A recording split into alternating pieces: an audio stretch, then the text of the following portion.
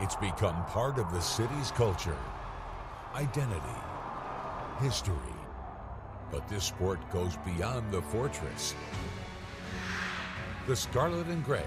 The UNLV men's hockey team has dominated. Our boys in silver. It's a great opportunity, it's a great challenge, it's the right time. It feels right.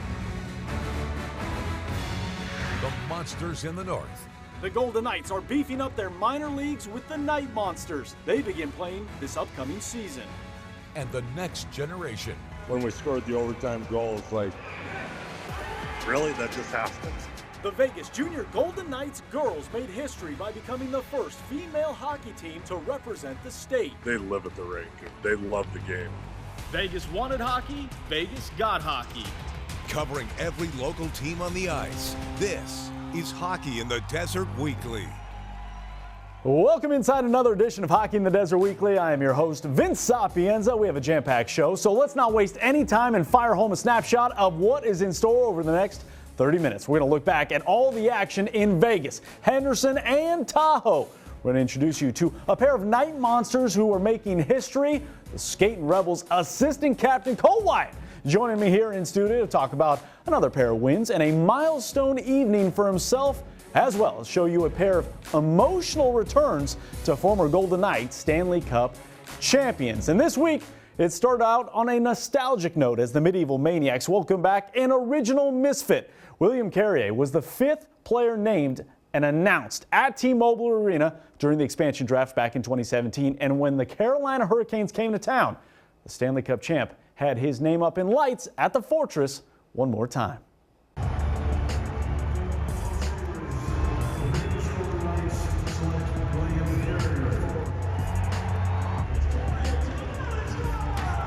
On some clips where I actually scored, so that was great. But no, it was great. And then the Stanley Cup, right, and then the crowd, right, and I played, so many games in front of these crowds. So, obviously I get personal about it. It's one of those that you're like, I'm just gonna stay focused on the game. But you start watching, and, you get emotional, and thinking about all the time I was here, and this organization was great to me, and they're professional, and I'm grateful for the opportunity they gave me and my family. So, yeah, it was great for them. The Fortress may have a familiar feeling to Carrier, though it's the first time he had to warm up on the other side of the ice, which proved to be an adjustment as well. No, I got tripped, but Cooch, I'll figure it out with him. He's Russian, you can't trust him whatsoever. I don't think he knew what was going on. Yeah, it's weird. There was a lot of smile and warm-ups and going around, and seeing Carly and McNabb and Theo, and having to go on that forecheck against them. Yeah, it was a little different, a little weird. In his 7 seasons in Vegas, physicality and speed were always hallmarks to Carrier's game. So was his rendition to the national anthem prior to puck drop. Did you have to bite your tongue during the anthem? No. I'm trying to get my kid not to do it no more because they got used to it, so they're still doing it. But yeah, I mean it's old reflex that are going to go away. The first couple of games, it's still in there. When they're singing national anthem, it's still I still get emotional about it. 372 regular season games played, 53 goals, 99 points, and over 1,100 hits. But Carrier says there's one moment that will always stick out more than the rest. When you see Rising the Cup there, and the memories going around the ice with the cup. Something special, right? And it's always going to stay a special team and a special building for me. Now, the Knights did lose at home to Carolina, but were able to bounce back in Anaheim, where it was game 1 of 2 on the annual Dad's Road Trip. It started with some whale watching prior to puck drop, and all of them liked what they saw right here. The former Ducks draft pick Shea Theodore, a pair of assists, none better than this one here to Nick Waugh. Nets his 5th of the season. It was 1-1 after 1. We jump to the second, where Vegas up a man, and they're going to go up another goal. Tomas Hertl, parked near the paint, gets his 5th of the year, his 4th on the power play, made it 2-1 after 2. High fives all around from the Dads. Final frame, Pavel Dorofeyev, making the most of an Anaheim turnover, puts home his team-leading 9th of the season. That would prove to be the game winner. And as I said, more high fives for the Golden Knights and their staff, though no one happier than Shea's dad, Cam Theodore, who's been on every dad's trip for the Golden Knights and was asked what he liked in his son's game. Probably his will to win. I mean, it's Anaheim. He's always got a knife to stick in them when he can. I saw that on the second goal especially. because he drove that thing in hard and fired it to Wah, and I probably could have tapped that one. I think it'd be tough. We'd have to start with just a team practice. You know, he can hold his own in some regards, but I don't think he's got the foot speed. Now, speaking of Theodore, he signed a 7-year contract extension last month, and last week the organization locked up his longtime defensive pair partner in Braden McNabb. The Knights' all-time leader in games played, hits, blocked shots, and time on ice. Braden McNabb open, looking, shot, score! Nice move by Braden McNabb. He's a glue guy. We've all talked about his leadership, quietly goes about his business every day.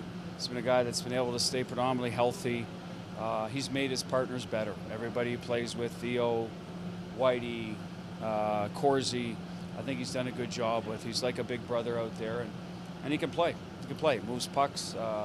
Offensive numbers aren't where they were yet this year, but I believe they'll get there. So he's a guy that adds some offense, very valuable on the kill. He's a good all-around player that you win with. He's a guy that you can win with. All right, let's continue that dad trip for the first ever regular season visit to Salt Lake City, where they were buzzing in the Beehive State. The Utah Hockey Club already up 2-0 in the second, but that's apparently right where the guys in gold wanted them. Tomas Hertl putting the special back in special teams, scoring not once but twice on the man advantage. That's 3 in the last 2 games, ties the game at 2 in the third. And then with 78 seconds to play, Willy Wonka finds that golden ticket. William Karlsson redirecting the Korzak shot from the point to give Vegas the lead. He would add an empty netter. Vegas scored 4 unanswered, improving their dad trip record to 11-0-1 all time. Yeah, I mean, first of all, I think Hilsey really kept us in the game, especially in the first there. Stood on his head, so a lot of credit to him, and obviously Tomas too, bearing the 2 in the power play, you know. And that is a way to come back, so, you know, we stuck with it, and eventually we got rewarded. We don't like to give up in here, and then when you have a good goalie too, that helps a lot. And back to the Fortress we go. It was the Washington Capitals earning their first regular season regulation victory over the Golden Knights. The puck just did not seem to bounce Vegas' way. Alex Ovechkin's shot goes off Alex Pietrangelo and past the former Washington goalie Ilya Samsonov. It was 2-1 after 1, and then in the second, now 3-1 Vegas on a delayed penalty. Check out Keegan Colasar burying his 5th of the year, parked near the paint to make it a 1-goal game yet again. But the Caps would continue to make the most of the Knights' turnovers. Vegas, 28 giveaways in all, one coming right here. And it's Eichel doing it to the other team. Ovechkin goes down the ice to make it 4. He would secure the 31st hat trick of his career, 29 away from breaking Wayne Gretzky's all-time record. And in the process, handing the VGK its 2nd straight home loss. I feel like we just give them easy goals, you know, and kind of hand it to them. But we have chances. We should put a couple more goals, but it's just, you know, we knew they have a good start this season, but we kind of be sleepy first. They score a couple of goals, and it's not every time we will come back. But I think we have pretty decent answer for second, third, but we just couldn't find a way to score. Now, while Ovechkin will get the national headlines in the chase for history, Sunday will be remembered here in Vegas as the return of Logan Thompson. After being traded to Washington this past summer, Thompson has started his Caps career nearly perfect, picking up 8 wins and 9 starts, 2 of which have come courtesy of his former franchise. LT made 23 saves against the VGK in D.C. last month and then followed it up with another spectacular 40-save showcase inside the Fortress. Beats everybody up the ice. He tries to outweigh Thompson, gets it there, and Barbershop can't. That's a talented group over there, and you expect a push, especially playing with them for so long. You knew they were going to come out hard, and luckily the puck was hitting me tonight. It very easily could have gone the other way, and Ovi stops the goal line chance there in the second. That probably could have changed the game as well. So yeah, it was just overall that's a great hockey club over there. Logan Thompson back at T-Mobile Arena for the first time since being moved to the Washington Capitals. You forget how many good memories you have here, and how much I loved it here, and even seeing I mean everything. It's the city meant a lot to me, and I love playing in front of the fans, and I didn't make life easy when I was here sometimes. So, but credit to the guys that were here with me and here before, or here that no longer are here. They really helped me, and I really needed a fresh start. So, but I couldn't be more happy to have spend my time as a Golden Knight. I love the fans here. They always had my back, and yeah, like I said, I couldn't say any more good things about this city and this organization. All right, despite all the ice, we're just getting warmed up here on Hockey in the Desert Weekly. When we return, we're heading north. We're going to show you which night monsters are making history up in Tahoe. Keep it here.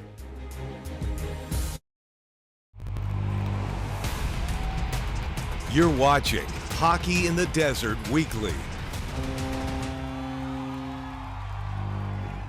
Welcome back inside Hockey in the Desert Weekly. I'm Vince Sapienza. The Silver Knights remain at the bottom of the Pacific Division, though they are showing signs of climbing out of the cellar. After just one win in their first 6 games, Henderson have won 3 of their last 7, which includes a 2-game split over the weekend with Tucson. Now, in Game 1, the Silver Knights jumped all over the Roadrunners, fresh off his call-up with the VGK. Grigory Denisenko breaking the ice on the power play, one of 2 tallies on the night for Denisenko, and then later it's Brendan Brisson scoring his first of the season.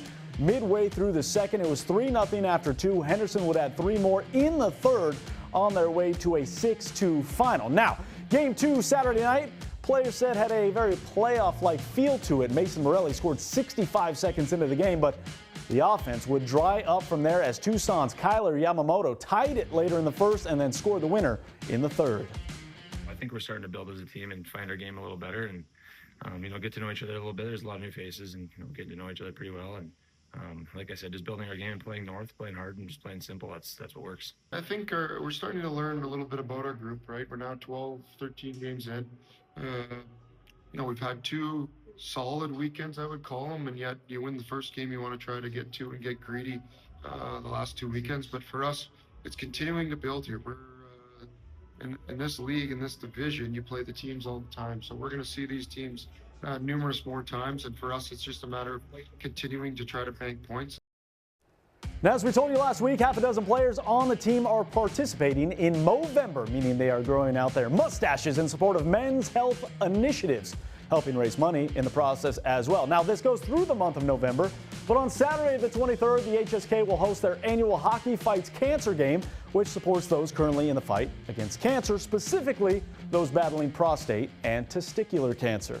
The movement's it's an important cause to kind of bring awareness to cancer in general, and then to men's health as well, and men's mental health. I think it's a big part of it. It's kind of a stigma behind it. I think it's come a long way in the last few years. You got some prominent athletes coming out and talking about their mental health issues, which I think has helped a lot. But I think it's something that we can continue to talk about. Letting people know it's okay to talk about and okay to go get screened. Like, you got to have the confidence to stand up for yourself and go get screening and make sure you're getting the care that you need.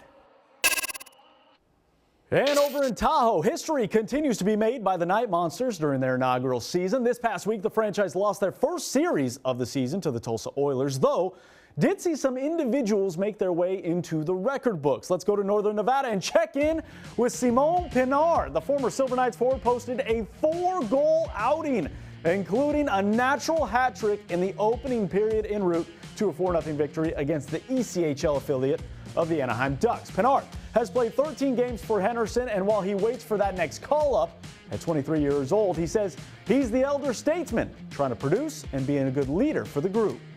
Plenty of hat tricks. I don't think I've ever seen a 4-goal game. I mean, I've been doing this for a while, so it's tough to keep track, but at the end of the day, that's impressive. 4-0, getting 4 goals from one guy is really good. I mean, I'm just trying to bring my game. I mean, I'm a guy who plays with a lot of speed, put some shots on nets and stuff like that. So just trying to teach the young guys who coming in and get I got some little bit of HL games under my belt, so I'm trying to just what I learn over there and bring it here. So I mean, it was my first hat trick in the league too, so I was pretty excited. But I guess when you guys announced it, I kind of I kind of saw it was the first, realized that it was the first one, so it's pretty nice. But I mean, it's not something you think about, but yeah, it's pretty nice. Now, along with Pinard's production, the other storyline coming out of the Tahoe Blue Event Center was the play of goaltender Jordan Paperny. After starting for the Silver Knights on Sunday in Calgary, he was sent down to Tahoe on Tuesday, started on Wednesday, recording a 36-save shutout, the first in franchise history, with 14 of those saves coming in the final 20 minutes. I mean, I just try to keep it simple. The guys did an awesome job boxing out in front of me, allowing me to see pucks, and the game just kind of came to me tonight, and you know, it's one of those ones where some bounces go your way. Yeah, definitely happy with the result. Now, speaking of results, as I mentioned, it was a good start to the 3-game home series, though did not end well. The Night Monsters dropped Game 2 to Tulsa 4-1 and then came up short in the shootouts the very next night. 4-3 your final there. Tahoe, 10 games into their season, sit in 8th place in the Western Conference. And don't forget, if you can't get up to Tahoe, you can watch the Night Monsters on the Silver State Sports and Entertainment Network. There's a look at your next chance starting on Saturday, November 23rd against Kansas City. Now, in addition to Paperny being sent down to Tahoe, Daniil Chayka was also reassigned to the Night Monsters. The Golden Knights' second-round draft pick from the 2021 draft class has played 126 games in Henderson the last 3 seasons, but with the additions on the blue line for HSK this last month, Chayka will now see more ice time in this ECHL. And so far, 3 games in, Chayka has 1 assist and 4 shots on net. Still ahead, it is time to turn our attention to the Scarlet and Gray. And look at that. Talk about mustaches. Cole Wyatt, assistant captain for your Skating Rebels, joining us in studio. Look at that smile. We're going to chat all things UNLV hockey after the break. Welcome back inside Hockey in the Desert Weekly. Vince Sapienza here. We've talked gold, silver. Time to talk a little Scarlet and Gray. And to do that, we had to bring in the senior assistant captain for the Skating Rebels, Cole Wyatt. Cole, how are you? Thanks for having me back. I'm great. The seat fits you. Yeah. Everything works well. Talk to me about this weekend, and I got to start with the midnight game. Yeah. Fraternity sororities come out to City National Arena. A midnight puck drop. You've done this over a couple of seasons now. Does it get any easier? No, it does not actually. This is my 4th midnight game I think in a row now, and it's always a game I circle on the calendar. I always look forward to it. We get a ton of students that come out to these games. It's a lot of fun. You know, I start to prep my body like a couple days before, staying up later, playing some video games, but it really doesn't get easier, but they're a lot of fun, and yeah, we had a great weekend overall. Pre-game nap?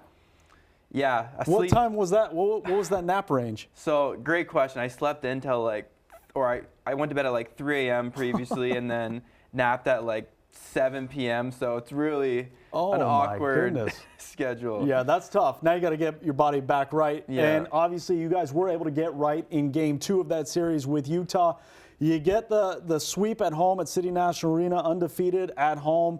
What is the mood? What is the vibe of this group right now? Yeah, I know it's a great vibe. We played a great team in Utah. You know, I think they're ranked 8 in the nation right now. So it's a great 4 points for our team this past weekend. And I think we're starting to see the younger guys buy in. Everyone's really playing their roles, and I think we're looking good heading into Chicago this upcoming weekend. Saturday was also a special night for you. 100 games played in the Scarlet and Gray. Does that weigh on you? Did you know that number was coming for you, and what did that feel like? Yeah, I had an idea that number was coming, and yeah, it was a great milestone for myself. I think a lot of people would say it comes quick, or it comes. For me, I'd say no. It's been a long 4 years. It's dragged. I would argue, but no, it's been great. I've had a lot of fun, made a lot of great friends, a lot of brothers. So it's been a special 4 years for me here. And a lot of great memories, too, for you as well. As somebody who's helped kind of elevate this program to where it's at. I mean, I know there's still work to be done, but you have to feel good of kind of the foundation you've helped lay. Yeah, exactly. The guys here before me previously, all the leaders, they did a phenomenal job. And I just, look to their knowledge and all they've taught me. And I just hope I can leave an impact on the freshmen and all the younger guys coming in and just, be a person that could look back and be like, yeah, I helped bring the program to where it is now and where it's going to be in the future. Let's talk about this coming week, the Chicago Classic. 3 teams, 3 days for you guys. This is a mini version of that national tournament that you guys experienced this past spring. Yeah. How important is a weekend like this for this group and in terms of getting ready for what is to come next spring? Yeah, it's a super important weekend, probably the most important weekend of the year until nationals. We're playing 3 games in 3 days where we know the opponents, whereas in nationals it's kind of up in the air with the bracket. But yeah, it's super important. You were playing highly ranked teams, so this could really determine our our rankings going forward for the rest of the year. With we're playing, I think, Jamestown, which is 2 or 3, so that's a pretty big game on the Sunday or the Saturday. So yeah, it's a huge weekend. We're just gonna practice today and tomorrow and just be ready to hit the ground running in Chicago. Well, we look forward to seeing how you guys fare, because we know this is a very important game, as it's a little mini test as you get ready for nationals, and you guys are taking care of some of the top teams in the country. Cole Wyatt, Senior Assistant Captain for the Skating Rebels, we appreciate you. We'll chat down the line. Thank you so much. All right. We are just getting warmed up here in Hockey in the Desert. We're taking one more break. When we return, it is time to clear the ice. Keep it here.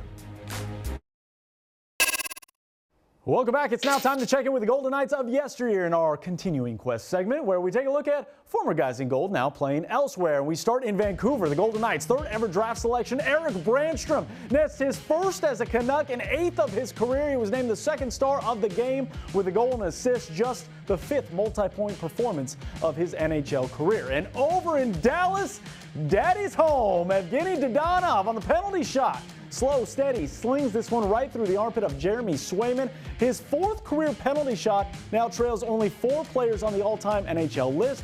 The former Knight would score a 5-on-5 goal later in the game. Dallas won 7-2. Dadonov, the first star of the game.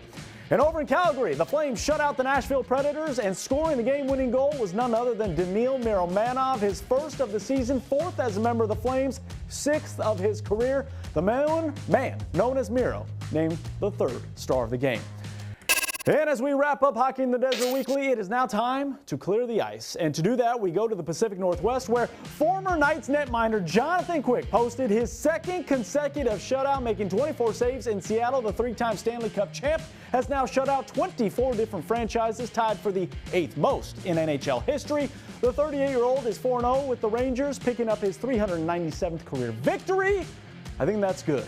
Thanks so much for joining us here on Hockey in the Desert Weekly. We'll do it again next week. I'm Vince Sapienza. We'll see you then.